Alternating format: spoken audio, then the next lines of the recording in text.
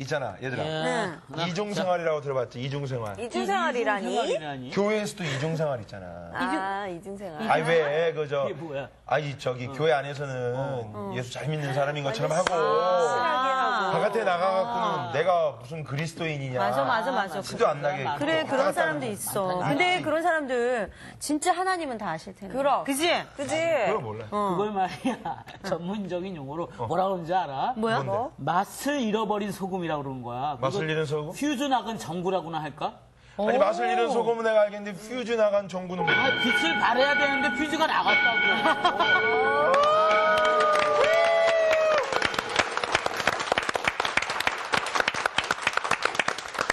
좋은 일 있습니까? 네. 네. 패널도 얼굴이 밝고 게스트들도 오늘 아주 얼굴이 밝고 좋습니다. 그러네요. 네, 멋진 날입니다. 아까 소금 얘기를 하던데 네. 소금은 장식품이 아니에요, 그죠? 네. 네, 장롱 속이나 보석함이나 예배당이라고 하는 그런 아름다운 보석함에다가 장식해놓기 위해서 소금이 있는 게 아니거든요. 네. 소금은 음식 속에 들어가서 녹아질 때에 맛을 내거든요. 아까 뭐 이중생활 운운하고 그러던데 교회 예배 시간에만 폼 잡고 있는 게 소금이 아니라 세상 속에 들어가서 녹아져야 되는 것. 네. 빛도 마찬가지잖아요. 빛이라고 하는 것이 세상을 비출 때 그것이 진정한 빛이지 빛이 숨어 있다거나 자기 품속에 있으면 그게 빛이 아니잖아요. 네, 그래서 이 시간에는 소금과 빛 그런 공부를 하게 될 것인데 지금까지 팔복 길게 공부했는데 팔복에 바로 이어지는 말씀이에요. 근데 여기 보면 빛과 소금이라고 그래, 그지? 네. 근데 성경에 보면 또 소금과 빛이야. 네. 아마 그것도 뭐 이유가 있을는지 모르겠는데 성경에는 분명히 소금이 먼저 나옵니다. 그래서 오늘 공부는 마태복음 5장 13절에서 16절 말씀 소금과 빛 공부를 하겠습니다.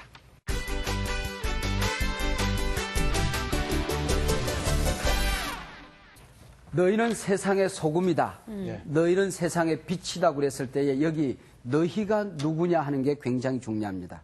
물론 마태복음이 기록될 당시에 마태교회의 성도들이겠죠. 네. 예수님께서 무리를 보시고 산에 올라가 앉으시니 제자들이 나왔습니다.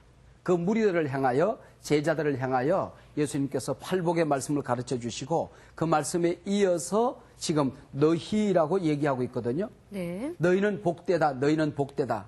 뭐 애통하니 복되고 심령이 가난하니 복되고 의에 줄이고 목말라서 복되고 계속해서 축복되다고 경축했던 바로 그 너희들. 그래서 원문을 좀 더 정확하게 얘기하면 너희가 바로 소금이단다. 너희가 바로 빛이 단다. 이렇게 되어 있습니다. 팔복 말씀에서 복된 존재로 확인된 그 사람들을 향하여 너희가 빛이다. 너희가 바로 빛이다. 소금이다. 그렇게 말씀하고 있습니다. 예수님의 팔복산에 오른 그 무리들과 제자들을 보면 예수님께서 늘 불쌍히 여기셔야 될 만큼 성경에 보면 특별히 마태복음에 보면 그 무리들을 볼 때마다 예수님께서 불쌍히 여기셨다고 그러거든요. 이 불쌍히 여기셨다는 말은 정확하게 말하면은 심장이 흔들렸다는 얘기예요. 심장이 소용돌이 쳤다는 것입니다. 스플랑크니 조마이 그렇게 되어 있고 영어의 컴패션 그렇게 되어 있습니다. 하나님의 가슴앓이. 바로 그것이 늘 무리를 보는 예수님의 마음이었는데 그들을 보고 예수님께서 야 너희들 복되단다. 너희들은 복된 존재야. 너희들은 어마어마하게 소중한 존재란다. 보석 같은 존재란다. 그렇게 말씀하시던 예수님께서 오늘 본문에서는 너희가 바로 세상의 소금이 단다. 너희가 바로 빛이 단다. 그렇게 얘기하고 있어요. 그 연약한 사람들을 보고 온 세상이 너희 손에 달렸다고 지금 예수님 말씀하시는 거예요. 온 땅의 희망이 바로 그 불쌍한 무리들에게 있는 것처럼 예수님이 말씀하고 있습니다. 도무지 소금 될 것 같지 않은 사람들이잖아요. 도무지 빛이 될 희망조차 안 보이는 그 사람들에게 예수님께서 너희가 바로 세상의 소금이라고. 그 당시에 그 고기 잡던 평범한 촌부들을 불러 모아놓고 나는 너희들을 통하여 앞으로 어마어마한 하나님 나라를 만들어 갈 거야. 이 세상 도처에 5대양 6대주에 나는 내 교회를 세우게 될 거야. 그래서 너희들이 세운 그 교회를 통하여 나는 세상에 하나님 나라를 세우게 된단다. 너희들 한 사람 한 사람이 세상에 흩어져서 소금되고 빛이 될 때에 내 꿈이 너희들을 통하여 이루어진단다. 그 얘기를 듣는 그 무리들의 마음이 어땠을까? 정말 나는 앞으로 그런 존재가 될 수 있다고 자신만만하게 생각을 하고 있었을까? 예수님께서 마태교회 성도들, 산에 오른 무리와 제자들에게 복되다 말씀하시고 그 복된 존재가 이 세상에 어떻게 살아가느냐 하는 것을 그림처럼 딱 보여주는 게 이게 소금이고 빛이에요. 얼마나 선명하게 표현해 주는지 모릅니다. 복된 존재가 되었고 굉장한 존재가 되었고 어마어마한 존재가 된 너희들이 이 세상에 어떻게 살아가는지 아니? 너희는 소금이 되고 빛이 되어서 살아가는 거야. 그러니까 오늘 본문의 말씀을 팔복하고 떼어놓고 생각하면 이해가 안 되는 거예요. 그러니까 팔복의 요약이라고도 할 수 있고 네. 팔복의 그 복된 존재로 확인된 사람들이 구체적으로 이 세상 한복판에서 어떻게 살아가느냐 하는 방법론일 수도 있고 네. 팔복의 말씀을 들은 사람들이 그 말씀을 자신의 삶 속에 어떻게 적용하고 살아갈 수 있을 것인가 하는 적용이라고도 할 수 있어요. 예. 그러니까 팔복할 때 복되도다 심령이 가난한 사람들아 이렇게 나오잖아요. 네. 똑같이 복되도다 빛된 성도들아, 빛된 자녀들아, 복되도다 소금된 사람들아 이렇게 연결하더라도 아무런 잘못이 없을 만큼 팔복을 한마디로 요약한 말씀이 복되도다 바로 너희가 소금이기 때문이야. 복되도다 너희가 바로 빛이기 때문이야. 그런 얘기죠. 근데 오늘 여기 보면은 소금도 나오고 빛도 나오는데 똑같이 세상의 소금, 세상의 빛 그렇게 되어 있죠. 네. 근데 정확한 원문에 보면 땅의 소금이라고 되어 있고 세상의 빛이라고 되어 있어요. 근데 여기 헬라어에 나오는 땅을 표현하는 단어와 세상을 표현하는 단어는 다른 단어지만 똑같은 뜻으로 쓰여져요. 땅이라고 그러더라도 세상이고 세상이라고 그래도 땅이에요. 그래서 우리말 성경에는 똑같이 세상의 소금, 세상의 빛. 그러나 정확하게 말하면은 땅의 소금, 세상의 빛이라고 할 수 있어요. 근데 여기 너희가 누구냐면 팔복의 제일 마지막에 5장 11절, 12절을 보면 너희가 나와요. 그 너희는 누구냐면은 의를 위하여 핍박을 받는 사람들이야. 네. 예수님 때문에 고난을 당하는 사람들이야.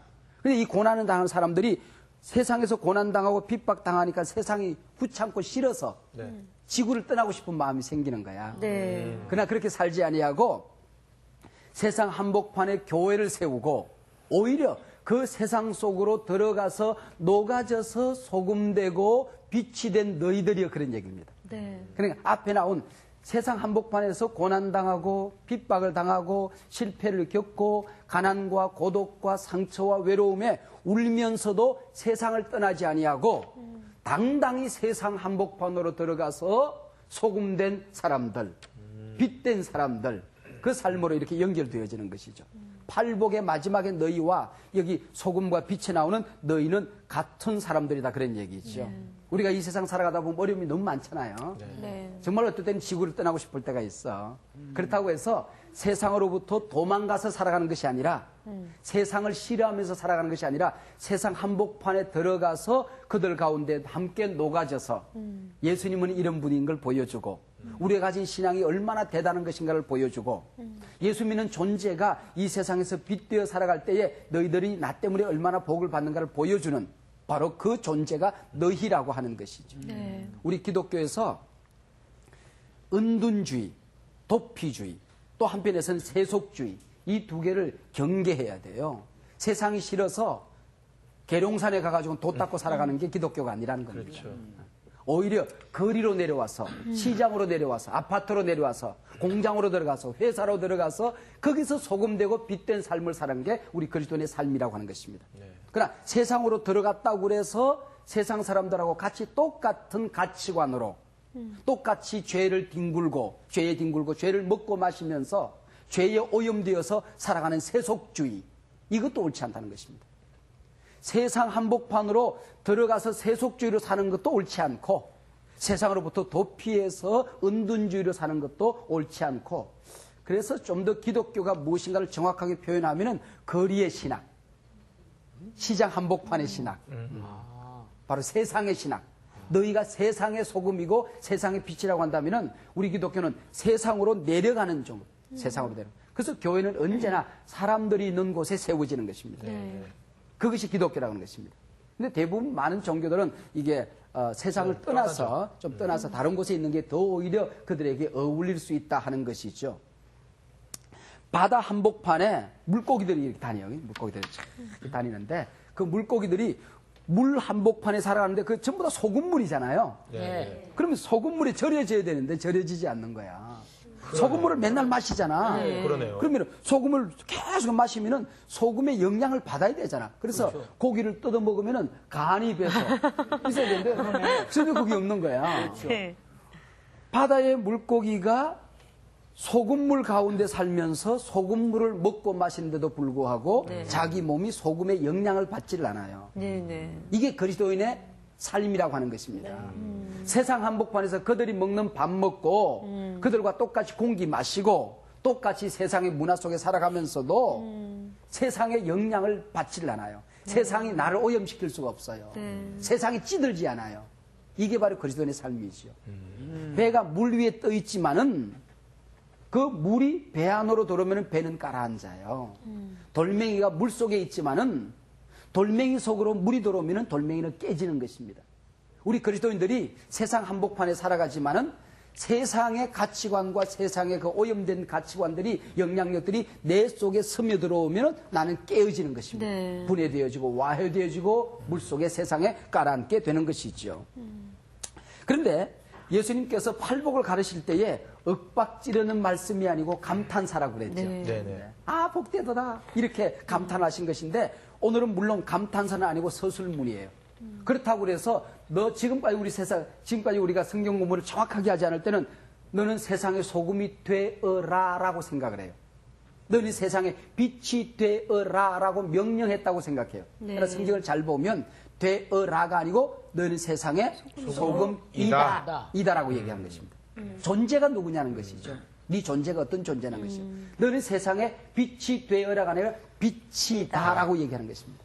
그러니까 나라는 존재가 어떤 존재인가, 내 신분이 무엇인가를 가르쳐 주는 것이죠. 윽박지르는 내용이 아니에요. 참 얼마나 예수님께서 우리를 얼마나 소중히 여겼으면 이렇게 말씀하셨을까. 근데 그런 생각을 나는 한번 하게 되었어요. 왜 예수님께서 이왕이면 이 소중한 하나님의 자녀들이라고 말씀하시는데 복된 존재라고 말씀하시는데 너희는 세상의 황금이니라. 좀 멋있잖아. 다이아몬드니까. 그렇지. 너희는 세상의 다이아몬드. 그것도 물방울 다이아몬드 100카레짜리나 뭐 이런 식으로. 이름은 좀 좋을 텐데 네. 소금이라고 해요. 소금. 소금은 팔레스타인에서 가장 흔한 물건 가운데 하나입니다. 그런데도 가장 소중히 쓰임받는 것이 소금이라고 하는 것이죠. 소금 없으면 진짜 못 살 것 같아요. 못 살잖아요. 예. 근데 많은 예수 믿는 사람들이 교회에 오면서 자기가 황금으로 바뀔 줄로 알고 와요. 그래서 예수 믿는 순간 바로 수입이 바로 늘어나. 그래서 교회 등록하는 순간 바로 직장에서 승진돼. 이걸 생각을 해요. 그래서 교회에 오는 것이 황금 되기 위해서 오는 사람들이 많이 있어요. 맞아요. 예. 많은 사람들이 자기가 다이아몬드 되기 위해서 교회에 오는 사람들이 참 많이 있어요. 딱 오는 순간 자기 모든 수입도 달라지고 회사에서 직위도 달라지고 직장도 달라지고 사업도 달라지고 반에서 꼴찌하던 아이가 딱 예수 믿고 난 다음에 그 다음에 서울대학 팍 들어가고 뭐 이런 걸 생각한다는 말이죠. 그게 아니라고 하는 것입니다. 네. 내가 예수를 믿는다고 하는 것은 하나님의 자녀가 된다는 것은 존재가 달라지는 것입니다. 본질이 달라지는 거예요. 네. 신분이 달라진 것입니다. 내가 복덩어리라는 존재로 달라지고 나니까 그 복덩어리가 자연스럽게 황금도 창출하게 되고 다이아몬드도 만들어가는 것이지 네. 다이아몬드가 되기 위해서 황금이 되기 위해서 교회 오면 안 된다는 것이에요. 너희는 세상에 소금이라는 얘기는 어떻게 보면 우리가 예수 믿는 그 이유가 무엇인가를 다시 한번 생각하는 것입니다. 소금이 뭘 하는 것인가 그러면은 동서고금을 막론하고 소금은 맛을 내는 겁니다. 그렇죠? 네. 소금은 0.8% 내지 0.9%가 되면 음식 맛이 제일 맛있다고 그래요. 그것보다 좀 더 많아진 것을 좋아하면 짜게 먹는 사람이고 그것보다 좀 더 적게 들어가야 맛을 내는 사람은 좀 싱겁게 먹는 사람이에요. 소금에 수박에다가 소금을 넣고 설탕에다가 소금을 넣고 단팥 쪽에다가 소금을 넣으면 어떤 맛이 날까요? 아, 그냥 전혀 그러지 않습니다. 훨씬 더 달아집니다. 그래요? 훨씬 더 달아져요. 진짜요? 이걸 뭐라고 하냐면 대비 효과라고 해요. 소금의 대비 효과. 그다음에 초밥이나 초무침에다가 네. 소금을 넣으면은 이것이 신맛이 더 나요? 덜해져요.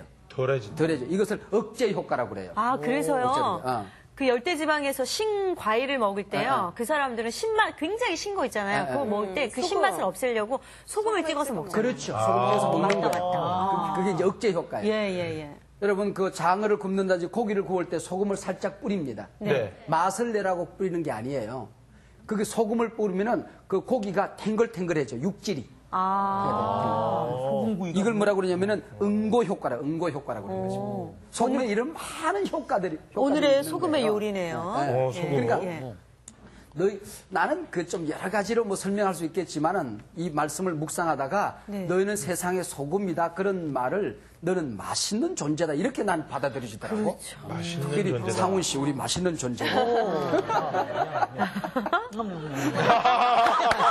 그러니까 좀 나도 좀 줘. 세상에 맛대가리 없는 사람 있잖아요. 맞아요. 예. 그렇게 살지 말라는 거예요. 예. 살지 말라는 거예요. 사람 속에 이 사람이 들어가면은 그 모임이 재미가 있어지고 맞아. 이 사람 들어가면 생기가 나고 맞아요. 어떤 이 사람이 들어가면 절망하던 사람이 용기를 가지고 맞아요. 그걸 한 글자로요. 오태근이라고 그래요.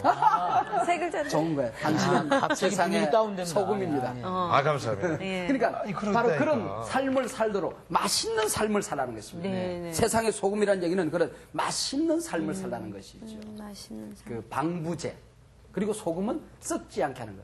옛날에 냉장고가 없었잖아요. 네. 제가 바다가 굉장히 먼 동네에서 살았어요. 그러니까 생선을 먹으면 네. 그 생선이 많은지 소금이 많은지 늘 모르는 그런 걸 어릴 때부터 먹었어요. 그 왜 그런가 그랬더니 바다가 머니까 운반하는 과정에 벌써 상하는 거야. 네. 그러니까 소금을 많이 넣어야 생선을 먹을 수가 있었어요. 그 짧겠네요. 방부제 역할이죠. 방부제. 짧겠네요, 그럼. 늘 짰죠. 그래서 생선이 나는 그래서 어릴 때 그렇게 생각했어. 아, 얘가 바다에서 자라가지고 그래 생선이 짜구나 그런 생각했어. 바닷물을 먹었어. 그게 아니더라고요. 그리고 어릴 때 우리 저 상훈이나 태근이가 어릴 때 들었던 얘기 있잖아. 동리 사람들이 아, 상훈이는 진국이야 그러잖아요. 진국. 그런 얘기가. 그런 얘기 듣잖아요. 네. 저 아이는 참 진국이야. 그러던데 제가 자주 들었기 때문에. 히브리 사람들은 그런 사람을 보고 소금 같은 아이야 그렇게 얘기해요. 소금 같은 태근이요. 아, 그리고 소금 같은 상훈이 이렇게 하는 거예요. 아니, 근데 괜히 소금 같은 아이가 한국 표현을 하면 짠돌이라는 느낌이. 그렇죠. 근데 그다음에 두 사람이 약속을 했는데 그 약속을 너무 소중히 지켜서 평생 그 약속이 지켜지는 모습을 보면서 소금 약속이라고 얘기를 해요. 그러니까 이 소금이라는 것이 소중한. 성경에서 어떤 의미로 쓰여지느냐 그런 얘기죠. 변하지 않는 약속. 변하지 않는 소중한, 약속 변하지 그런 않는. 뜻을 가지고 있는 것이죠. 소금 같은 아이야, 소금 같은 인물이야 그런 얘기죠. 그래서 너희가 세상의 소금이라는 이 얘기는 방부제, 썩지 않게 만드는, 예. 변하지 않게 만드는. 그래서 제사를 지낼 때에 소제에도 제물에도 소금을 뿌렸어요. 하나님을 사랑하는 변하지 않는 우리의 신앙 고백, 하나님의 변하지 않는 그 우리를 향한 사랑, 그 예배에 우리 변질되지 않는 상하지 않는 우리의 마음을 하나님께 드리겠다는 의미로 소금을 뿌리는 것입니다. 그런데 세상의 소금이라는 얘기는 세상이 부패할 수도 있고 썩을 수도 있고 너를 괴롭힐 수도 있고 너를 망가뜨릴 수도 있다고 하는 이것을 전제로 하고 있어요. 미국의 어떤 목사님이 자기 교인들 보니까 그러더래요. 월요일은 아담처럼 선악과를 탐하고 화요일은 가인처럼 형제를 미워하고 수요일은 다윗처럼 음욕을 품고 목요일은 아간처럼 남의 물건을 탐하고 금요일은 아나니아 삽비라처럼 하나님을 속이고 토요일은 가룟 유다처럼 하나님을 향하여 분을 품고 배반하다가 주일날 하나님 죄송해요 그런데요. 찔린다. 근데 그것이 아까 이중생활 그런 얘기했잖아요. 그러니까 우리가 이 세상에 살아가는 자체가 우리를 오염시키려고 하는 걸로 가득 차 있다는 것이죠. 네가 없으면 세상은 그렇게 된다는 것입니다. 네가 세상에 소금이 되지 못하면 소금이 없는 이 사회는 종말이에요. 그래서 지금 이 성숙한 인간을 꿈꾸는 현대인들은 하나님 없는 인간, 교회가 없는 사회, 성경이 없는 도덕과 윤리, 그리스도인이 없는 세상 이런 것을 꿈꾸며 살아가요. 그래서 하나님을 의지하는 것이 어리석은 것이라고 생각해요. 이런 세상을 꿈꾸던 사회가 공산주의, 또 우리 한국에 있는 또 다른 종교, 뭐 다른 성향이나 이것이 서로 다른 것을 얘기하려고 하다가 비판이 될까 싶어서 조심스러워서 얘기하지 않지만은 신론에서 근본적으로 다른 그런 니체의 무신론 신학을 주장하는 그런 사람들, 그런 신학들이 참 많이 있어요.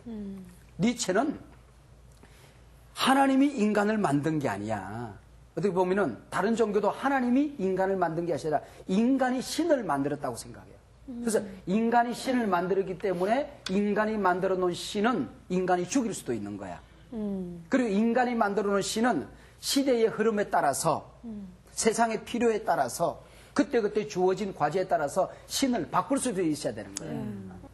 그래서 이 어리석은 사람들이 기독교 없는 사회를 꿈꾸게 되는 것이거든요. 이게 바로 이 세상에 소금 없는 세상을 만들려고 하는 것이죠. 맛없는 세상. 그리고 또 소금 그러면은 소금 많이 먹으면 갈증. 네네. 갈증. 우리나라도 그런 게 있는지 모르겠는데 그 맥주를 많이 마시는 그 나라에 가면은 맥주집에 가면은 이렇게 과자가 이렇게 길쭉하게 이렇게 되는 게 있어요. 그걸 뭐냐면 salty stick이라고 그래요. 소금 과자예요. 소금. 그러니까 소금 막대기라고 해요. salty stick이라고 그러는데 그걸 하면 딱 그걸 먼저 내놔요. 근데 마시는데 먹으면은 우리 몸속에 소금이 계속 들어가는 거예요. 그럼 맥주를 많이 마실 수 있는 거예요. 맥주를 많이 마실 수 있는 거예요. 그리고 먹으면서 계속 그걸 가지고 안주를 해서 먹기 때문에 끊임없이 그 맥주를 마시게끔 하는 거지. 그러니까 소금을 먹으면 갈증이 일어나는 거야. 갈증. 근데 네가 세상의 소금이라는 얘기는 너를 볼 때마다 갈증이 느껴져야 된다는 얘기거든. 예수님에 관한 소문을 들었을 때 삭개오는 갈증이 느껴졌어요. 니고데모는 갈증이 느껴졌어요. 사마리아 여인은 갈증이 느껴졌어요. 그렇죠? 바로 너를 바라볼 때에 태근이가 믿는 예수님이 나 궁금해. 경림이가 다니는 교회가 어떤 교회인지 나 참 가보고 싶어. 그다음에 상훈이가 가진 그 신앙을 나도 가지고 싶어. 미란이가 드리는 예배를 나도 한번 드려보고 싶어. 이런 어떤 갈증을 느껴야 네가 소금이 됐다 그런 얘기죠. 나 때문에 갈증을 느껴야 된다 그런 얘기죠. 제가 소금에 대해서 가르쳤더니 어떤 분이 난 전혀 몰랐던 걸 이번에 한번 배운 적이 있는데 내가 가르치고 난 다음에 쉬는 시간에 어떤 분이 그러더라고. 소금에는 폭발력이 있대요. 그래서 화약 회사가 염전이 많은 곳에 화약 회사가 있대요. 그러니까 화약의 원료가 소금이래요. 그래서 소금에다가 이렇게 왜 김을 굽는다니 그랬을 때 소금을 넣어놓고 하면 탁탁탁 튀잖아요. 그 폭발력이 있다는 거예요. 맞아요. 프라이팬에 소금 넣으면 탁 튀잖아요. 그것을 잘 이렇게 소금에서 성분을 뽑아내면 화약이 된다는 거예요. 그래서 예수 믿는 사람들은 어디에 가든지 폭발력이 있어야 된다. 막 이런 의미도 있대요. 맞을까 안 맞을까? 맞아요. 근데 그것은 좀 무리한 해석이에요. 성경이 가지고 있는 그 당시의 문화적인 성경이 기록될 당시에 소금이 가지고 있었던 의미와 연결해야지 과학이 발달된 다음에 그것이 발견되어졌다고 그래서 그렇게 연결하는 것은 조금 무리한 해석이 아닐까 모르겠어요. 예수님께 물어봐야 되겠지만 예수님 우리 그리스도인들이 폭발력이 있어야 된다. 그런 의미로 쓰신 것입니까? 물어봐야 되겠지만은 성경적인 의미로 보면은 옳지 않다는 것입니다. 오히려 예수님이 말씀하신 소금은 이렇게 녹아지는 쪽에 더 그렇지. 가장 평범한 의미로. 그래서 성경에서 말하고 있는 의미를 정확히 찾는 게 굉장히 중요해요. 그러면서 소금에 대해서 마지막에 뭐라고 결론을 냈냐면은 소금이 맛을 잃어버리면 길에 버려져서 밟힐 뿐이다 그렇게 얘기를 했어요. 이것도 배경이 있는데 그 당시 공동체를 아주 해롭게 한다든지 어떤 매국노가 회개를 하고 돌아왔다든지 아주 용서받을 수 없는 큰 죄인이 회개하고 공동체 안으로 들어올 때에 회개했던 의미로 그 물에 들어 누워가지고는 나는 맛을 잃은 소금입니다. 나를 밟고 지나가세요. 그러고 들어 누워 있었어요. 사람들이 짓밟은 것은 아니지만 내가 회개했기 때문에 이제는 다시는 공동체를 아프게 하지 않겠습니다. 내가 세상에 나가서 큰 죄를 지음으로 말미암아 나 때문에 여러분의 명예가 손상되는 일은 없을 것입니다. 내가 잘못 살았습니다. 나는 맛을 잃은 소금입니다. 나를 밟고 지나가세요. 그리고 입구에 들어 누워 있었어요. 그럼 사람들이 회당장에 누워서 그 사람을 인도해서 이렇게 세워줬다는 거야. 그런 배경을 가지고 지금 얘기하는 거야. 그러니까 맛을 잃어버리면 그렇게 된다는 것이죠. 자, 너희는 세상의 소금 되어라가 아니라 소금이다. 소금이다. 두 번째는 뭐 세상의 빛이다. 자, 근데 소금은 동화를 얘기해. 녹아지는 거야. 네. 가장 흔한 이 세상 한복판 어디에 가나 볼 수 있는 그러면서도 가장 소중한 이게 소금이라고 한다면 빛은 굉장히 고고한 것입니다. 녹아지는 것이 아니라 오히려 어둠 속에 들어가서 빛이 녹아지면 빛이 안 되는 거야. 소금은 녹아져야 되는데 근데 빛은 어둠을 몰아내는 것입니다. 우리 그리스도인의 성품이 이런 어떤 이중성이 있는 거죠. 세상에 들어가서 그들과 함께 녹아지고 그들과 같이 살고 그들을 변화시키고 그들과 함께 어우러져야 될 그런 면이 있지만은 또 영적인 의미로 우리는 고고하게 이 땅에 발바닥을 붙이고 살지만은 우리의 신분은 하나님 나라에 있는 거죠. 이 세상에 우리가 옷을 입고 살지만 밥을 먹고 살지만은 우리는 하나님의 자녀된 신분이 있는 거죠. 그 고고함으로 세상의 어둠을 물리쳐서 세상을 살아가게 세상의 한복판에서 빛이 드러나면서 살 수 있도록 하는 것이죠. 이 너희가 세상에 빛이라는 얘기는 세상이 어둡다는 것을 전제로 하고 있어요. 세상 사람들은 생각이 어두워요. 그래서 무지해요. 자기들이 판단한 게 옳다고 생각하는데 헛다리 짚어요. 자기 생각이 절대적이라고 생각하는데 그러지 않다는 것입니다. 이걸 인정하는 것입니다. 우리 인간의 마음이 어두워요. 그래서 먹을 것은 먹지 않고 먹지 말아야 될 것은 먹고 품어야 될 것은 토해내고 토해낼 것은 품고 살고 상처는 간직하고 사랑은 토해내고 인간의 마음이 어두워서 그런 것이죠. 인간이 얼마나 어리석은지 영혼이 어둠에 빠져 있어서 어둠의 권세 잡은 자와 교제하고 빛 대신 하나님하고 교제하지 아니하고 아까 얘기할 때 네가 세상의 소금이다라고 말씀할 때 맛있는 인간이 되라고 그랬잖아요. 네. 너희가 세상의 빛이라는 얘기는 내가 묵상하는 가운데 너는 좀 밝게 살아라 그런 의미가 있는 것 같아. 밝게. 밝게. 그래서 예수 믿는 사람 보면 얼굴이 밝아요. 네네. 얼굴이 밝아. 그리고 마음이 밝아. 언어가 밝아. 언어가 밝아. 그리고 따뜻해. 햇빛은 따뜻하잖아요. 따뜻해. 마음이 따뜻하고 얼굴이 따뜻해. 찬바람이 쌩쌩 도는 그런 게 아니야. 맞아요. 그리고 생명력이 있어요. 햇빛이 들어오면 생명력이 살아나게 되거든요. 그리고 빛이 있으면 길을 밝혀주잖아. 배가 오는데 등대. 네. 등대. 그 다음에 옛날에는 그 가로등이, 요즘 가로등도 마찬가지. 가로등도 길을 안내하는 것이잖아요. 바로 그런 어떤 세상에서 좀 밝게 살아가는 거야. 어둠 속에 살아가는 사람들이 이리 가야 된다, 저리 가야 된다, 길도 안내해주고, 어디로 가야 될지 모르는 망망한 이 세상 한복판에 바다 가운데 헤매는 사람들에게 이리 와야 구원받는단다. 그리고 이제 좀 빛이 되어서 길을 안내해주는 거. 그런데 빛이라고 그랬을 때에 우리는 이 전등 불빛 생각하고 햇빛, 달빛, 별빛 이게 빛만 생각하잖아요. 근데 성경에서 빛이라는 것은 굉장히 모든 생물, 모든 인류, 이 세상에 근원적인 빛이 있어요. 하나님께서 천지를 창조하실 때에 첫째 날 빛이 있어라 말씀하셨거든요. 네. 이 빛과 그 다음에 셋째 날 만들어진 달빛, 햇빛, 별빛하고는 다른 빛이었어요. 분명히 다른 빛이었어요. 네. 우리 눈에 보이지 않는 생명의 빛이 있는 거예요. 세상을 운행하는 운행의 빛이 있는 거예요. 이 빛이 지금 있기 때문에 우리가 지금 살아가게 되는 것이고 하나님께서 이 빛을 통하여 세상 전체를 움직이고 계시는 그런 근원적인 빛이 있어요.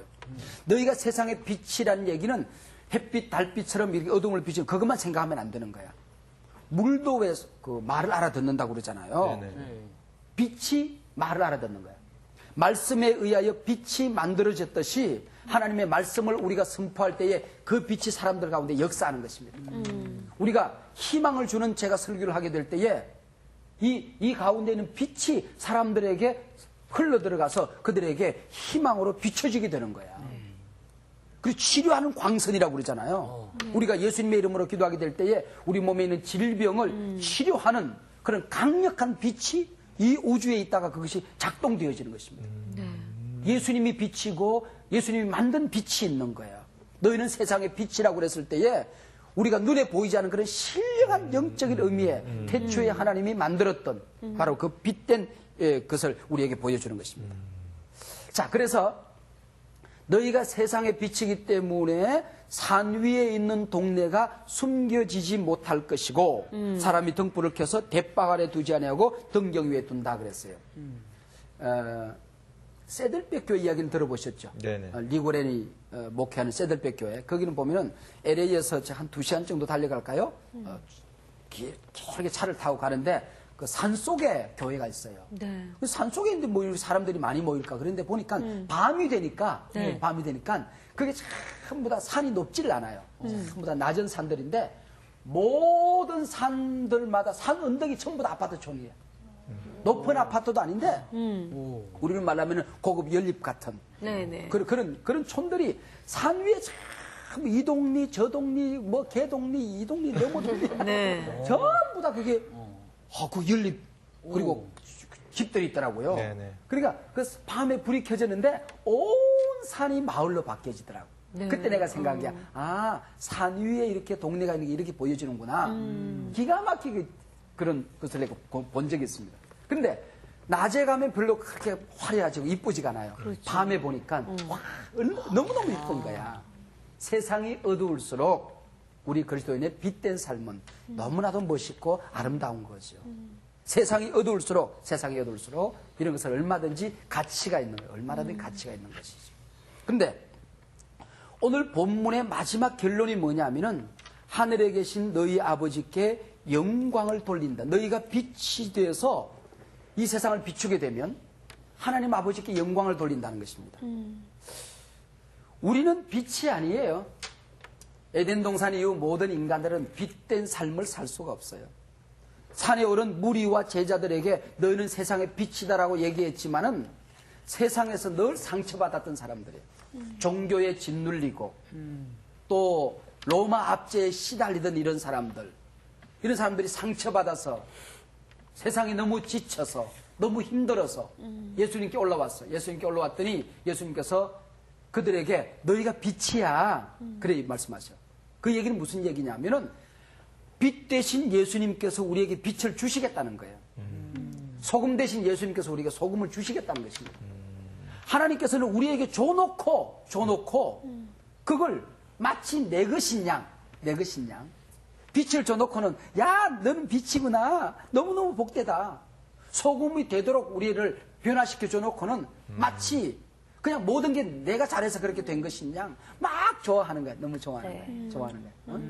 그런데 하나님으로부터 내가 빛이 없는 내가 빛을 받아가지고 이 세상에서 조그마한 빛을 비추고 살았더니 그 빛이 영향력을 발휘해서 세상 사람들이 그 빛을 통하여 안 보이던 하나님이 보이는 거예요. 네. 그러니까 하나님께 영광이 되네. 내 것 아니고 하나님으로부터 받은 거 조금 나누어 주었더니 그 빛을 통하여 하나님이 잘 보이는 거야. 잘 보이는 거야. 그랬더니 하나님께 영광이 된다는 것이죠. 네. 우리가 하나님께 영광이 된다고 그랬을 때 너무 막연하게 우리가 생각할 수가 있는데 그런 것이 아니라는 것입니다. 우리가 빛으로 살아가게 될 때에 하나님께 영광이 된다. 한 아프리카에 가서 선교하던 복음을 전하던 선교사님이 계셨어요. 그분의 무덤에 이런 글귀가 씌어져 있다고 합니다. 당신이 우리에게 올 때 우리는 어두움이었습니다. 그러나 당신이 떠나간 지금 우리는 빛이 되었습니다. 우리가 한 회사에 들어가서 회사 생활을 하다가 당신이 오기 전에 우리 회사는 어두움이었습니다.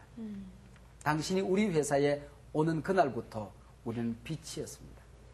얼마나 좋겠어요. 우리가 교회 생활할 때에 문제가 많은 한 교회에 어떤 목사님이 부임을 했어요. 교인들이 세월이 지난 다음에 당신이 오기 전 우리의 신앙생활은 어둠이었습니다. 당신이 우리 교회 담임으로 부임한 그날부터 우리는 빛이었습니다. 한 성도를 바라보면서 당신이 우리 교회에 오기 전까지 내 마음은 참 어둠이었습니다. 당신이 내 곁에서 나를 위해서 울면서 중보기도한 그날부터 나는 내 목회는 빛이었습니다. 네, 우리가 그렇게 살아갈 수 있다면 그것이 바로 빛된 우리의 삶이 아니겠어요? 네네. 상훈아 너는 소금이란다. 굵은 태근아 소금. 너는 빛이란다. 굵은 소금. 김장할 때 써야 돼요. 굵은 소금. 같은 소금이죠? 네, 소금, 예, 굵은 소금, 굵은 소금. 곤소금, 가는 소금들이요? 굵은 소금 얼마나 중요한지 그럼 굵은 몰라요. 소금 중요해. 생선 끓일 때도요, 생선 구울 때도 굵은 소금으로 해야지 맛있어요. 굵은 빼서 두고 소금 봅시다. 다른 사람들 자기들 얘기를 좀 하십시오. 네. 그리고 오늘 말씀을 들으면서 네. 여러분들이 느끼신 점이나 또 아니면 함께 얘기하고 싶은 게 있으면 함께 얘기하면서 우리 것으로 다시 한번 만들어보는 그런 시간이 되었으면 좋겠습니다. 목사님 있잖아요. 네. 오늘 말씀 중에 가장 와닿았던 건 네. 정말 빛과 소금이라는 어떤 그런 성경에서의 그 말씀이 굉장히 막연하게 생각될 때도 있었는데요. 목사님께서 맛있는 사람이다. 소금 같은 사람은 정말 맛있는 사람이다라고 딱 일명묘연하게 이렇게 말씀해 주시니까 제 머리에 확 와닿으면서요. 제가 어느 곳에 누구를 만나든 어느 장소에서 정말 맛있는 사람이 되고 싶다라는 그 욕망이 막 생겨요. 예. 미란 씨는 정말 그 확실한 맛이 있어요. 누가 봐도. 정말. 진짜. 그 맛이 짠맛이 되고 싶어요, 이제는. 맛있는 사람인데 조금 이게 서두였는데 됐고. 짠맛. 하나님이 네. 하나님 우리 각자에게 그 맛을 주었어요. 다른 사람들하고 조화를 이루는 가운데 맛있는 세상을 만들 수 있도록. 좀 예수 믿는 사람들은 옛날에 예수 믿는 사람 그러면은 좀 깨지지하고 좀 이렇게 뭐 옷도 잘 안 달려 있고 불쌍하게 다니고. 불쌍하게 다니고 가방도 다 떨어지고 이렇게 예, 다니고 예, 뭐 예. 이렇게 그렇죠. 허리도 좀 굽어지고 맛있는 거 이렇게 먹으면 안 되고. 이렇게 뭐 그랬고 그렇게 생각했는데 좀 예수 믿는 사람들이 좀 이 세상 한복판에 멋을 부릴 수 있으면 좋겠어요. 자기를 꾸미는 것이 아니라 네. 꾸며서 생겨나는 멋이 아니라 그 성품에서 나오는 멋이 있잖아요. 그게 그거 같아요. 아까 목사님께서 말씀하셨던 것처럼 바다 속에 사는 물고기가 그 소금물에 오염되지 않은 것처럼 어떤 우리가 믿는 사람으로서의 자존심과 그 긍지를 갖고 그렇지. 어떤 거에 흔들리지 않으면서 나오는 그 품성과 그 멋을 찾아야 될 것 같아요. 바다 가운데 유유하게 도도하게 헤엄을 치고 다니면서도 세상에 영향을 받지 않는 그럼. 예. 좀 그런 좀 멋이 있어야 돼요. 예. 야, 어쩜 진짜 그 물고기가 가는 것 같아. 웨이브가 있는 거지. 네. 그렇지. 아니, 저는 그 소금하고 빛 두 개가 나왔지 않습니까? 근데 목사님 오늘 강의를 들으면서 왜 굳이 이 두 개가 나왔을까? 왜냐하면 서로의 그 장단점이 있는 것 같아요. 아니, 단점이라고 하긴 좀 그렇고. 서로 다른 면이 다른 면. 다른 그렇죠. 면이. 다른 면이 있어서 지금 말씀하신 것처럼 빛이 가지고 있는 성질. 우리가 또 그리스도인에서 그렇게 하죠. 특성. 우아하고 멋있고 누군가가 횃불을 위에 탁 들고 있으면 또 이것은 또 이거는 또 소금하고는 또 좀 분위기가 다르거든요. 그렇죠. 그래서 소금과 빛에 대한 이 얘기가 왜 이 두 가지가 함께 등장했는지를 제가 좀 알게 됐고 균형을 또 잘 잡아야 되겠다. 또 소금처럼 빛처럼 양면성을 또 다 가지고 있는 크리스천이 될 때 영향력 있는 사람이 되지 않을까. 두 개를 다 가지면 좋지만 두 개 다 가져야 돼. 한 개라도 제대로 가지는 것도 또 중요하죠. 그렇죠. 근데 이게 하나를 가지면 네. 저절로 하나가 따라와요. 그렇다니까. 이 저절로 따라와죠. 그러니까 이게 조화를 이루게 되고 그래서 우리가 빛만 비추고 살아가면은 세상 사람들하고 늘 자칫하다 보면 심판자의 위치에 설 가능성이 있어요. 맞습니다. 그렇기 때문에 그렇게 살면 또 이제 이상해지잖아요. 그렇지. 그러면서도 우리 속에 있는 빛이야. 세상 사람들이 볼 때. 그리고 우리 가운데 녹아 있어. 전혀 거부감이 없어. 그렇죠. 그들과 함께 어우러져 있으면서 네. 이상하게 빛이 되어지는. 네. 이런 어떤 이중적인 면이 있는 거예요. 이게 절묘한 조화가 이루어질 때. 그래서 제가 생각해낸 단어가 빛을 내는 소금이 되자. 빛을 내는 소금이 되죠. 소금이 빛이 나. 하여튼 뭐 감은 안 잡히는데 좋은 소리가. 아우 애썼어요. 애썼어. 안 멋있어요. 소금이 빛이 나요. 우리 공부를 할 때에 광채가. 공부를 할 때에 지금까지 공부한 내용을 자기 걸로 만들어 보려고 하는 그 의지, 그 마음이 굉장히 좋아요. 그게 통찰력이거든요. 이게 전혀 맞지 않았지만 네. 그런 건 있어. 네. 아니 노력 자체가 소중하고 아니 멋있었어요. 네, 멋있었어요. 진짜로. 경림이는 어떤 느낌이 있었어요? 오늘 공부를 통해서. 저는 지금까지는 너희는 세상의 빛이 되어라, 소금이 되어라 라고 명령이나 어떤 하나님께서 우리에게 주신 계명이라고 생각했었는데 너희는 세상의 빛이다, 빛이다. 소금이다 라고 얘기하신 우리의 존재 자체로 하나님께서 우리에게 희망을 걸고 계신다는 희망과 그렇지. 어떤 계획과 커다란 왜 웃으십니까? 네. 그러한 너무 것들을 너무 네. 정확해서. 너무 정확해서. 그래서 정말 우리는 소금이 될 수밖에 없고 빛이 될 수밖에 없다라는 겁니다, 선생님. 네, 그래서 그래서 거기다가 플러스를 더해서 너희가 바로 이렇게 됐어요. 네, 거기 좀 바로. 넣었으면 좋겠어요. 너희가 바로. 너희가 바로 소금이다. 나우. 너희가 바로. 너희가 바로. 이 좀 그런 단어가 좀 들어가 원문에 들어가 있어요. 네. 들어가 있어요. 그래서 우리가 생각할 때 내가 예수 믿고 난 다음에 뭘 했지?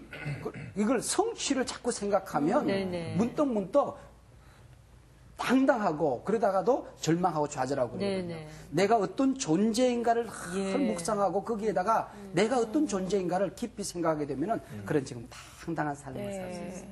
내가 낭망하고, 네. 내가 실망하고, 내가 힘들고, 내가 어깨가 처지고, 땅바닥에 떨어질 것 같은 어떤 그런 위기에 처했을 때, 하나님께서 나에게 말씀하셨던, 미란아, 너는 소금이야. 너는 빛이야. 라는 그 메시지가 딱 들어왔을 때, 불끈 네. 힘이 생기면서 벌떡 일어설 수 있을 것 같아요. 엄마가 편찮으시다는 얘기를 내가 들었는데 네. 그때 엄마에게 빛이 될 수 있는 거야. 아, 엄마가 네. 얼마나 걱정이 되겠어. 엄마에게 얼마나 걱정이 되겠어. 소금은 치료제예요. 내가 소금이 되어서 엄마에게 했던 말 한마디, 내가 기도했던 것이 엄마에게 그 소금이 흘러 들어가고 빛이 들어가게 될 때 치료하는 광선이 되고 치료하는 소금이 될 수 있는 거야. 상호 씨는 어떻게 요약했어요? 저도 갑자기 엄마가 생각이 나네요. 엄마. 네. 저는 그 소금의 특성 중에 여러 가지 특성이 있지만 그 저에게 딱 그 와닿았던 그 특성은 그 드러나는 것이 아니라 녹아져서 자기의 맛을 보여주는 거 아닙니까? 그러니까 저는 드러나는 1인자보다는 영원한 2인자로 남고 싶은 그런 생각이 들어요. 그리고 저보고 항상 사람들이 너는 리더십은 없지만 영원한 2인자다. 이렇게 얘기를 많이 해주시거든요. 2인자다. 예, 2인자다. 그렇기 때문에 제가 그런 생각을 많이 했고요. 이 갈증이 제가 많습니다, 요새. 이 하나님에 대한 갈증, 어허. 찬양에 대한 갈증, 어허. 성수학당에 대한 갈증, 어허. 이 모든 갈증. 야, 이런 갈증이 바로 제가 소금의 역할을 하고 있다라는 그런 뜻 아닐까요? 리더십이 없다고 그랬는데 다른 사람을 세워주는 리더십이 최고 리더십. 그럼요. 그게 더 귀한 그게 최고의 리더십이고 영원한 2인자가 되겠다는 그 마음 자체가 겸손한 마음이기 때문에 이미 소금이 되어 있는 마음이에요. 섬기는 자의 그 마음. 그게 진정한 1인자의 모습이죠. 그죠. 우리가 어떤 사람은 1인자고 어떤 사람은 2인자고 하나님 앞에서는 그런 거 없어요. 맞습니다. 비교급 인생 없습니다. 모든 사람이 최상급 인생을 살 수 있도록 네. 성경은 우리에게 네가 하나님 앞에서 소금이고 네가 바로 빛이라고 얘기하고 있습니다. 활복의 말씀의 결론. 너희가 세상에 바로 소금이야. 너희가 바로 세상의 빛이야. 이제 빛 되어 살아갑시다. 아멘. 작은 나의 빛 비추게 할래야. 비추게 가겠습니다. 아멘.